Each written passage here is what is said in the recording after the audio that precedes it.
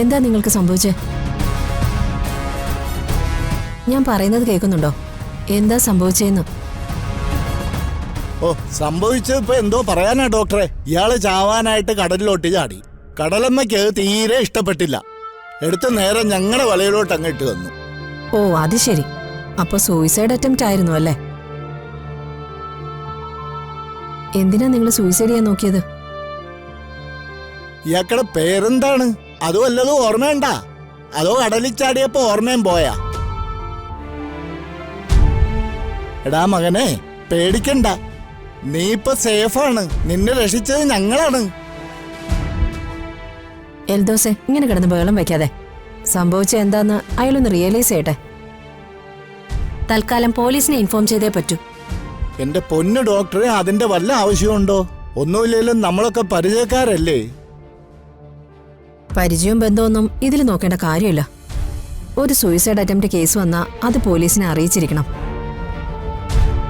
ഇയാൾ നോർമൽ ആകുമ്പോൾ പേരും വിവരമൊക്കെ ഒന്ന് ചോദിക്ക്, എന്നിട്ട് എന്നെ അറിയിക്കേ. ഓ,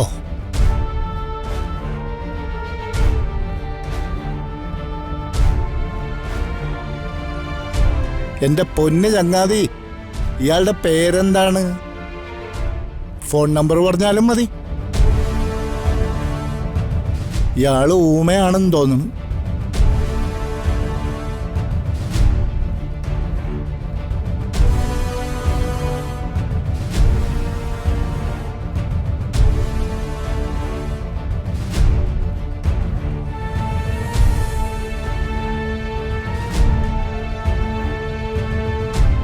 ഈ താലിമാലയുടെ കൊളുത്തിളകി വീണത് എന്തോ ഒരു ദുർനിമിത്തം തന്നെയാ. എന്താ ശരിക്കും സംഭവിക്കുന്നത്? കാലം എന്നിൽ നിന്നും എന്തെങ്കിലും അർത്ഥം മുറിച്ച് മാറ്റുകയാണോ?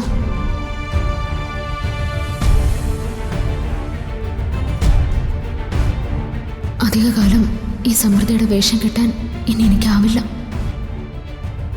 ഗൂഗിളിനോട് ക്ഷമ പറയാനല്ലാതെ മറ്റൊന്നും സാധിക്കില്ല.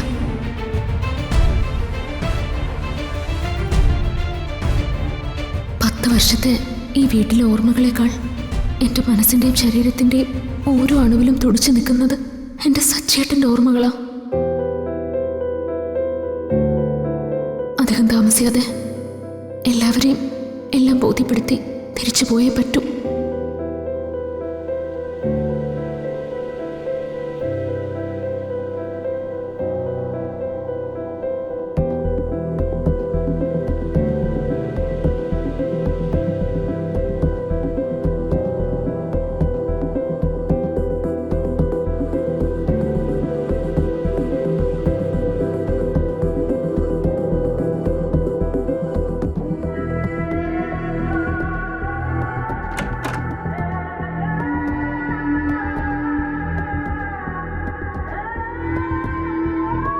എന്താടോ, എന്തു പറ്റി?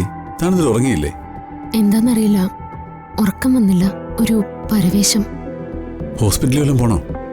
വേണ്ട, കുറച്ച് വെള്ളം കുടിച്ചാൽ മാറും. ആ,